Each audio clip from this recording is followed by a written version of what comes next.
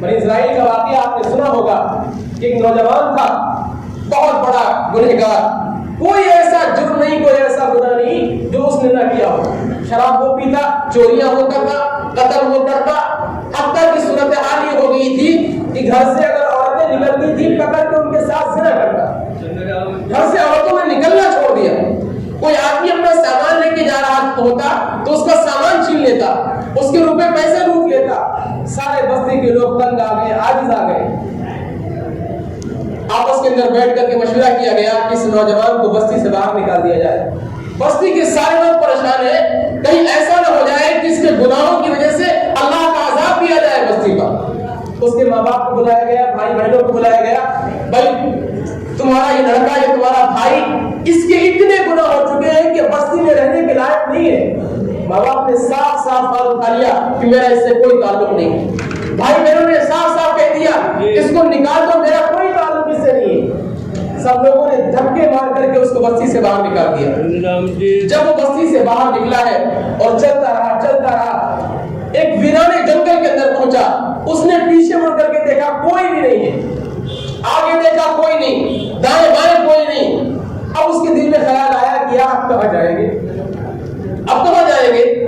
ماں باپ نے بھی سارا چھوڑ دیا، بھائی بہنوں نے بھی ساتھ چھوڑ دیا، بستی والوں نے باہر نکال دیا، اب ہم جائیں گے تو کہاں جائیں گے؟ اسی درمیان اس کے دل میں خیال پیدا ہوتا ہے کہ ایک در تو ہے جو ابھی کھلا ہوا ہے،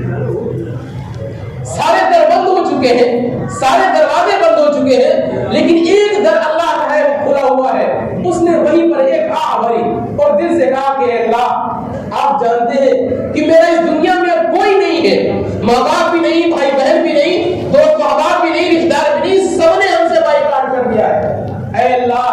اگر ایسے وقت میں آپ بھی ہمیں نہیں اپنائیں گے تو پھر میں تو کہیں کا نہیں رہوں گا، تباہ و برباد ہو جاؤں گا۔ یہ کہہ کر کے اس نے ایک چیخ ماری اور وہیں پر اس کی روح پرواز ہو گئی۔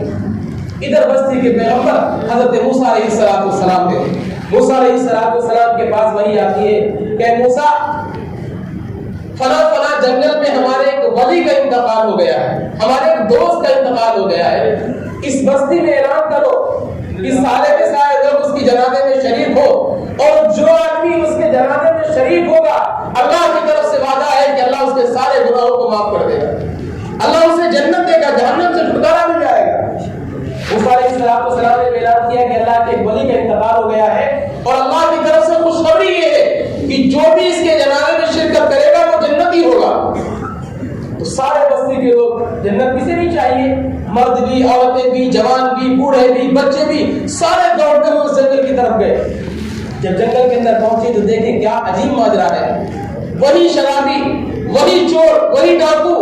جسے چند لمحے پہلے بستی سے باہر نکالا گیا تھا وہ مرا ہوا پڑا۔ موسیٰ علیہ السلام کی قوم بڑی عجیب تھی، فوراً سوال کیا موسیٰ علیہ السلام سے، موسیٰ ماجرا سمجھ میں نہیں آ رہا ہے، اتنا بڑا مجرم، اتنا بڑا گنہگار یہ اللہ کا ولی کیسے ہو سکتا ہے؟ موسیٰ علیہ السلام چونکہ اللہ سے ڈائریکٹ گفتگو کیا کرتے تھے، وَكَلَّمَ اللَّهُ مُوسَىٰ تَكْلِيمًا، تو فوراً اللہ سے بات کی، اے اللہ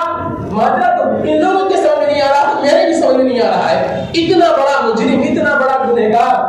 اتنا بڑا خطا کار لمحوں کے اندر تیرا ولی کیسے ہو گیا ہے، تیرا دوست کیسے ہو گیا ہے؟ موسیٰ علیہ السلام کو اللہ نے فرمایا کہ اے موسیٰ جب سب لوگوں نے اس سے رشتہ توڑ لیا، ماں باپ نے، بھائی بہن نے، سب لوگوں نے اس کا بائیکاٹ کر دیا، اے موسیٰ تنہائی میں آ کر کے اس نے ندامت کا ایک آنسو میرے دربار میں گرایا، ندامت کا ایک آنسو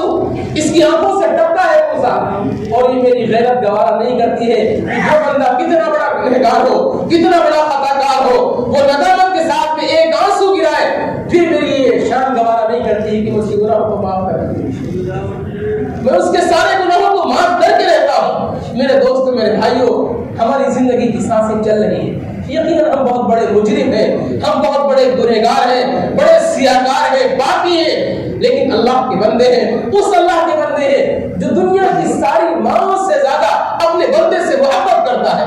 آ جاؤ، رمضان کا مہینہ مقدس مہینہ ہے، وہ تو سب سے پیار کرتا ہے، گنہگاروں سے بھی پیار کرتا ہے، نیک بندوں سے بھی پیار کرتا ہے۔ رمضان کے اس مقدس مہینے میں آ جاؤ، اللہ کے سامنے اپنے سروں کو جھکاؤ اور اپنی مغفرت کا پیغام لے کے جاؤ۔